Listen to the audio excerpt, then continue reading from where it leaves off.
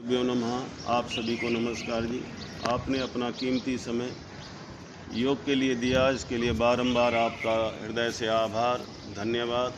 आपका दिन शुभ हो, कल्याणकारी हो। ओम शांति।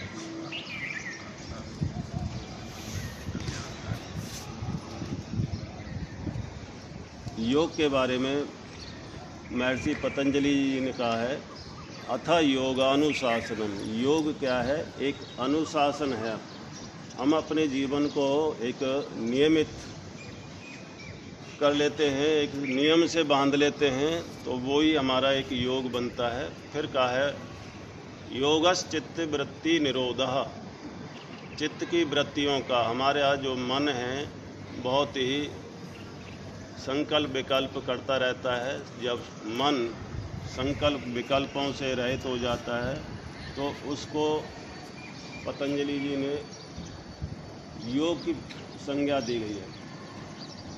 इसी प्रकार से जब हम संसार की बातों में लगे रहते हैं, इधर उधर रहते हैं, तो हम वृत्ति सारूपे तरत्र, यानी हम अपने आप को जो हमारे मन में आता रहता है उसी प्रकार से भावों में हम खो जाते हैं और हम वही ऐसा ही महसूस करते हैं। जैसे किसी को क्रोध आ रहा है तो वो अपने आप को क्रोध ही समझने लगता है, लोभ आ रहा है तो लोभ ही समझने लगता है।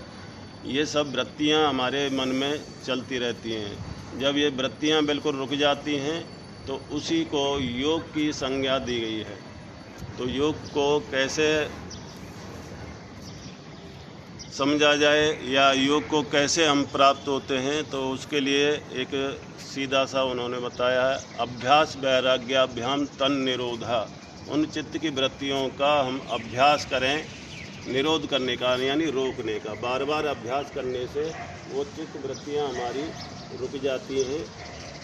और वैराग्य यानी हम देखें कि हम चारों ओर हमारे जो भी पदार्थ हमें दिखाई दे रहे हैं या हमारा खुद का शरीर भी है, ये दिन प्रतिदिन नाश की ओर जा रहा है। अनित्यानि शरीराणि विभवो नैव शाश्वतः नित्यम सन्नितो मृत्यु कर्तव्यो धर्म संग्रह। हमारा ये शरीर, ये संसार अनित्य है, एक दिन ये सब छूट जाना है और हर वक्त हमारे चारों ओर मौत मंडराती रहती है। कब आकर के वो हमारा गला दबा दे कोई पता नहीं उसका। इसलिए कहा गया है कि हर वक्त व्यक्ति को धर्म के बारे में ही सोचना चाहिए। यानी हमारा जो जन्म हुआ है वो किसके लिए हुआ है? क्या सिर्फ खाने पीने और सोने के लिए ही हुआ है या कुछ और के लिए हुआ है?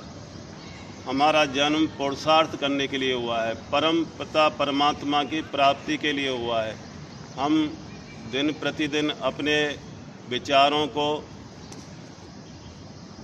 परिमार्जित करते जाएं, विचारों में देखें कि हमारे विचार कैसे चल रहे हैं, दूषित विचार हैं या कुछ विचारों में हमारे में परिवर्तन आया है। वैसे हम जब सवेरे सवेरे जगते हैं तो मोस्टली जो वातावरण होता है बहुत ही सात्विक वातावरण होता है और उस समय विचार भी हमारे सात्विक होते हैं, अच्छे ही विचार आते हैं।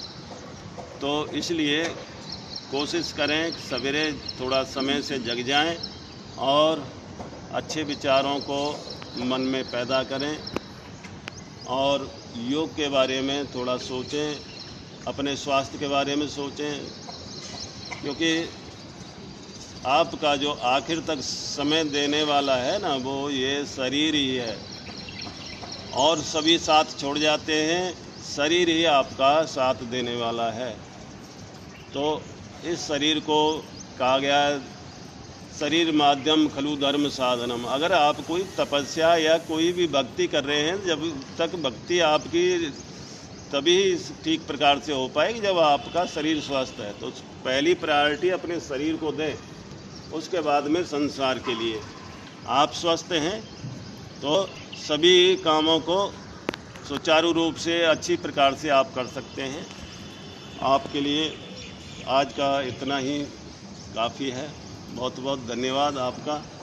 आप थोड़ी देर के लिए हम